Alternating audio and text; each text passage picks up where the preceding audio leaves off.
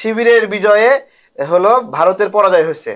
ঠিক ভারতের মন একজন কংগ্রেসের আমার কথাকে বুঝেন দেখেন, তাহলে আপনাকে বলতে হবে যে এখানে শিবির ছাড়া ভারতের দালাল কোন কোন সংগঠন এখানে। ভাই আমি কিন্তু ভারতের পরাজয় বলি নাই, ভারতের বলেন আপনার আলাপটা এরকমই ছিল। কংগ্রেসের বলেন আপনি বলেন বৈষম্য বিরোধীরা ভারতের পক্ষে, আমাকে বলতে দেন। ছাত্রদল ভারতের পক্ষে বলতে হবে তো, যেহেতু এই আলাপ দিচ্ছেন যে এখানে ভারতের পরাজয় হয়েছে, তাহলে বলতে হবে ছাত্র অধিকার পরিষদ ভারতের। আমি একটা বিএনপি, জামাত, চরমোনাই, এনসিপি বা অন্য কোনো দল না, যারা আওয়ামী লীগের পতনে মাঠে ছিল তারা প্রত্যেকেই আমার বন্ধু। আমি বিএনপি কেও উপদেশ দিতে চাই, আমি জামাতকে উপদেশ দিতে চাই।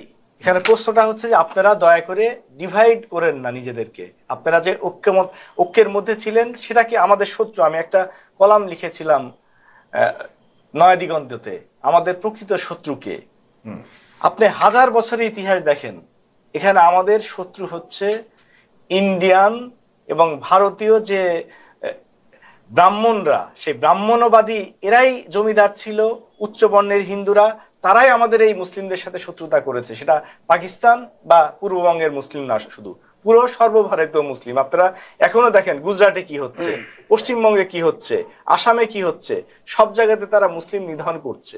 সুতরাং তারা মুসলিমদের, এই বাংলাদেশের 90% যে মুসলিম, এই মুসলিমদের শত্রু হচ্ছে ইন্ডিয়া। এখন পাকিস্তান প্রসঙ্গে আসি।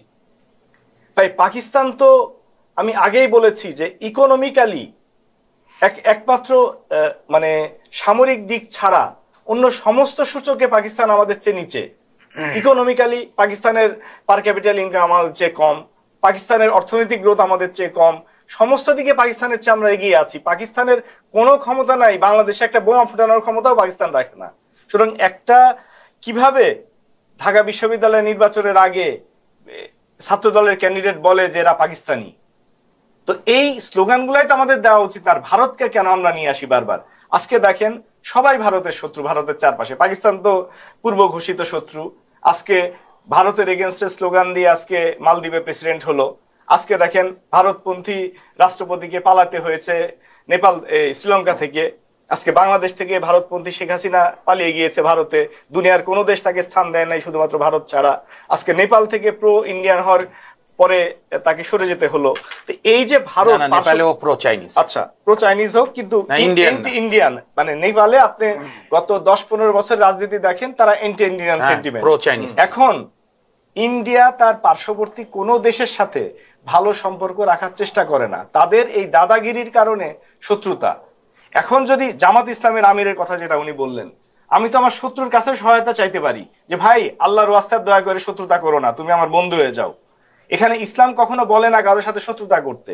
আমরা চাই ভারত আমাদের বন্ধু হোক, আমাদের সাথে একটা সৌহার্দ্যপূর্ণ সম্পর্ক ভারত হোক, কিন্তু বন্ধুত্বের লিমিটটা কোথায়? আমি কি আমার ফেনীর চিকেন লেগটা দিয়ে তারপরে বন্ধুত্ব করব, না আমার ভিতর থেকে বিনা পয়সায় ট্রানজিট দিয়ে বন্ধুত্ব করব? আপনার যে চাহিদা ভারত আপনার বন্ধুত্ব হোক, বন্ধু হোক, আমার কিন্তু চাহিদা ভারত আমার বন্ধু হোক না। অবশ্যই আমি বন্ধু চাই, কিন্তু তাহলে আপনি চান আর আমি চাই না, কিন্তু আপনি হলো ভারতের শত্রু, আমি হলো ভারতের বন্ধু। অবশ্যই আমি চাওয়ার পরে শত্রু হইতে পারে। আমি ইসরায়েলের সাথে শত্রু থাকতে, প্যালেস্টাইন এবং ইসরায়েল। আচ্ছা আপনি আমাকে একটা কথা বলেন, আপনি বললেন যে এই যে হলো শিবিরের বিজয়ে হলো ভারতের পরাজয় হয়েছে। ঠিক, ভারতের মন একজন কংগ্রেসের আমার কথাকে বুঝেন দেখেন, আপনি শিবির বাদে এই যে সংগঠনগুলো ডাকসুতে লড়াই করছে, শিবির বাদে আর কোন সংগঠনকে ভারতের পক্ষে ভারতের বিপক্ষে বলতে চান?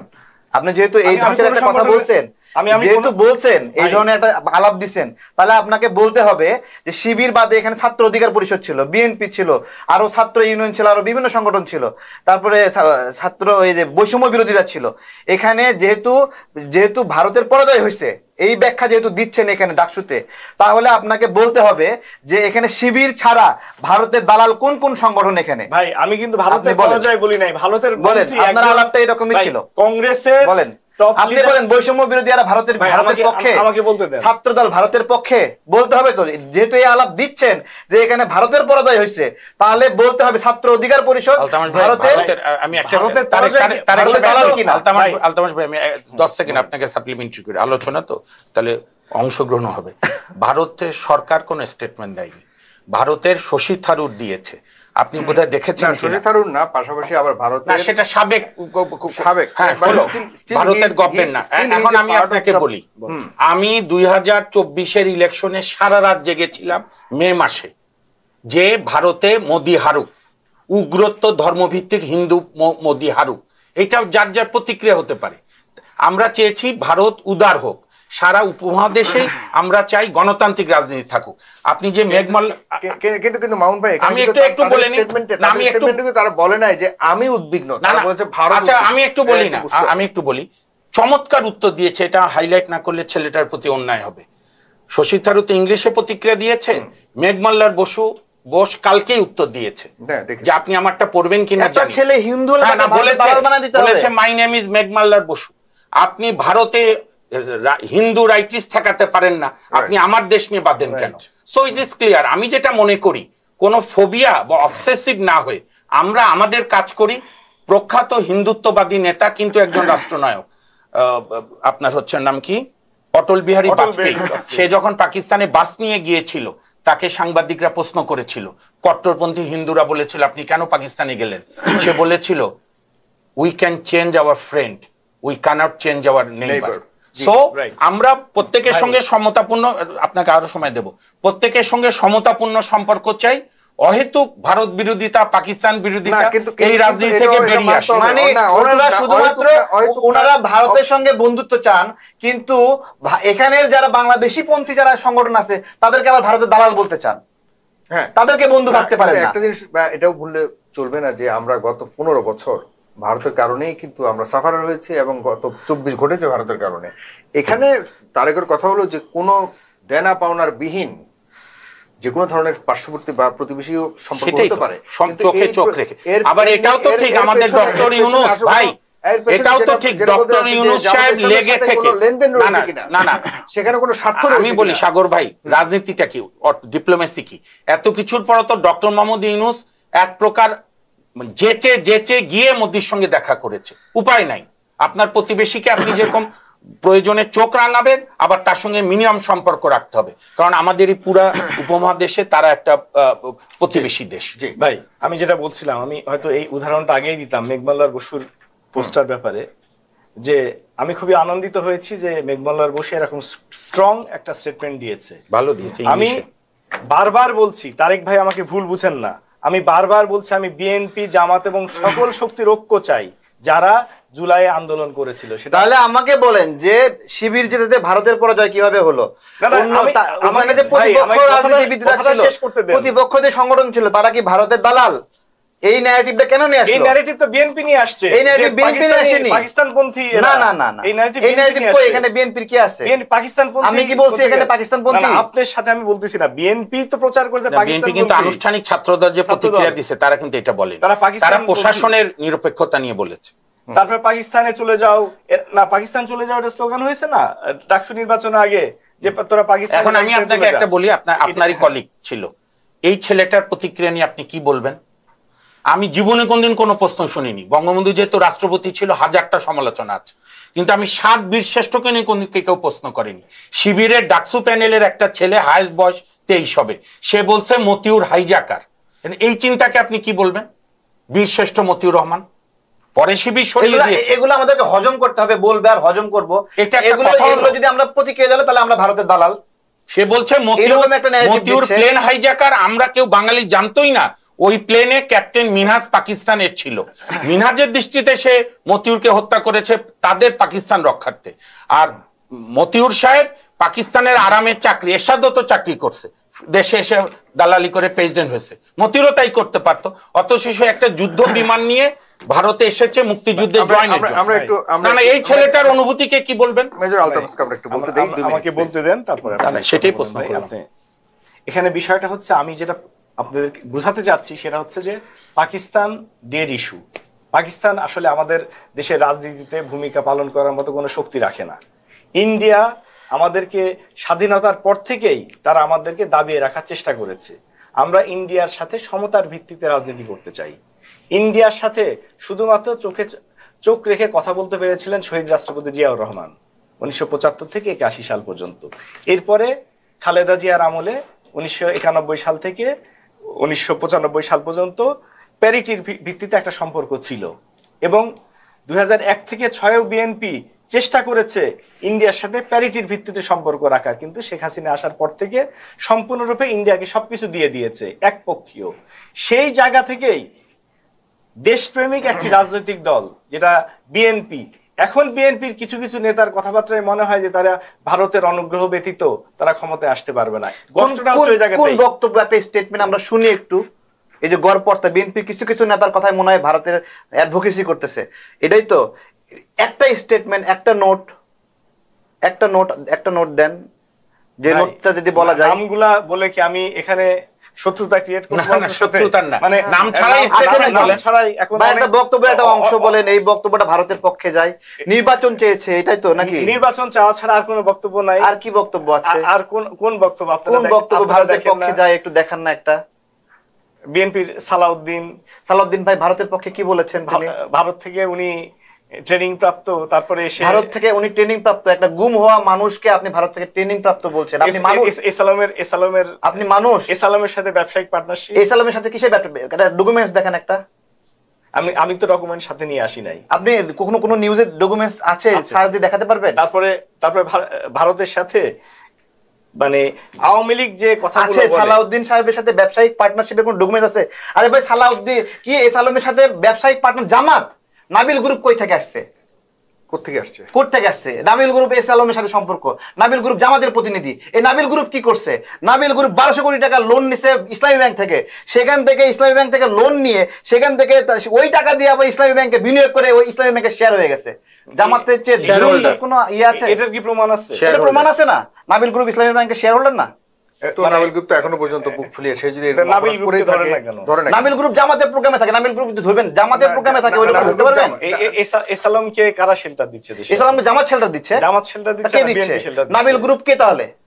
না, নাবিল গ্রুপ জামাত কেন? কারণ এসালামের সম্পর্কে দেখে নাবিল গ্রুপ দেখে। নাবিল গ্রুপ তো এখনো বুক ফুলিয়ে ব্যবসা করে যাচ্ছে। হ্যাঁ, নাবিল গ্রুপ ওপেনলি ঘুরে ফিরে করছে। সে জামাতের প্রোগ্রামে গিয়ে হাজির হচ্ছে। আজ পর্যন্ত জামাত কিন্তু বলেনি নাবিল গ্রুপের কেউ জামাতের সংগঠনের কেউ। আমি কোথাও জামাতের রাজশাহী প্রোগ্রামে নাবিল গ্রুপের চেয়ারম্যান ছিল না? না, কিন্তু আমি কোথাও একবারে মঞ্চে উঠছে না? না, আমি নিজেও ব্যক্তিগত আমি দেখাবো এখন প্রোগ্রামে গেছে। হ্যাঁ, আমরা কি জামাত বিএনপি নিয়ে আলোচনা করব? দেশ নিয়ে করেন। একটা দলের প্রোগ্রামে নাবিল গ্রুপের চেয়ারম্যান, কিন্তু তাদের সাংগঠনিকভাবে কেউ না।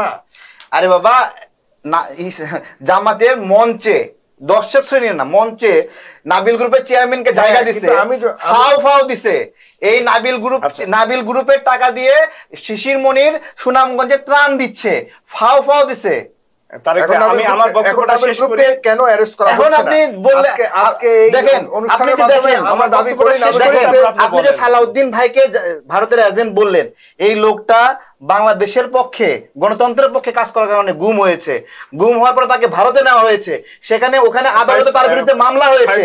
সেই আগে শোনেন, সেই লোকের নামে মামলা হয়েছে। মামলা হওয়ার পরে সেখানে সে মামলা লড়ছে, সে একটা বাসায় ছিল। সেই বাসাটা অনেক দামি বাসা, অনেক দামি মানে অনেক দামি। বাংলাদেশে একটা প্রধান রাজনৈতিক দলের মুখপাত্র আপনার ওখানে টিনের ঘরে, বেড়ার ঘরে একটা হোস্টেলে রেখে দেবে, তাকে ভারত সেখানে থাকতে দেবে? ভারত সেখানে থাকতে দেবে? আপনি মানে ইলিয়াস আলী মারা গেছে গুম হয়ে, এই জন্য ইলিয়াস আলী দেশের পক্ষে, আর একজন গুম হয়ে মারা যায়নি, এই জন্য সে ভারতের দালাল। আমি গুম হয়েছি, আমি গুম হয়ে মারা যাই নাই ভাই, আমি গুম হয়ে মারা যাই নাই, আপনি আমাকে ভারতের দালাল বলবেন? আচ্ছা, ঠিক আছে। আমি গুম, মামুন ভাই, আমি গুম হয়েছি, তাহলে তো এই লোকটা আমাকেও বলবে যে আপনি ভারতের দালাল, আপনি বেঁচে আছেন কেন এখনো? আমার বেঁচে থাকাই কি আমার অপরাধ? আমি বেঁচে থাকলে আমি কি ভারতের দালাল? সালাউদ্দিন আহমেদ তো ওই সিলনে প্রথমে অচেতন অবস্থায় পাওয়া গেছে। তাহলে একটা লোককে সেখানে সে সাফারার, বাংলাদেশে আসতে পারেনি, আমি যে আপনি তাকে ভারতের দালাল বানাই দিলেন, এবং তাকে কি বানানো হলো? নারী নিয়ে ফষ্টি নষ্টি করছে। ভাই, আপনার কাছে কোনো দলিল আছে? ভারত তাকে ট্রেনিং দিছে, বাংলাদেশের একটা রাজনৈতিক দলের মুখপাত্র, সেখানে ভারতের গোয়েন্দা সংস্থারা সেখানে যাবে না, জিজ্ঞাসা করবে না, কথাবার্তা বলবে না? কি কি স্বাভাবিক? ঠিক আছে আসছি আমি আপনার কাছে আসছি। ভাই দয়া করে আমাকে কথা বলার সময় ইন্টারাপ্ট করে না, আপনি আপনার সময় কথা বলেন। জি, আমি এখানে যেটা বলছি 1991 সালে জামাতের সাথে সহযোগিতা নিয়েই বিএনপি ক্ষমতা এসেছিল। 2001 সালে জামাতের সাথে জোট ছিল।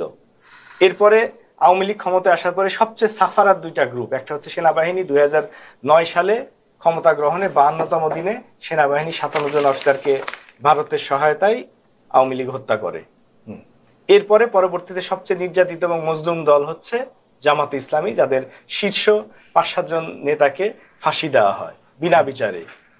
এরপরে হচ্ছে বিএনপি, সালাউদ্দিন কাদের চৌধুরী সহ বিএনপি নেতারা 17 বছর নির্যাতিত ছিল, জেলে ছিল। জামাত বিএনপি দুইজনই নির্যাতিত দল। আজকে যদি আপনারা কামড়াকামড়ি করেন, মারামারি করেন, দেশের কোনো উন্নতি হবে না। আমরা চাই বিএনপি জামাত আবার একসাথে আসুক এবং তারা একসাথে দেশ গঠন করুক।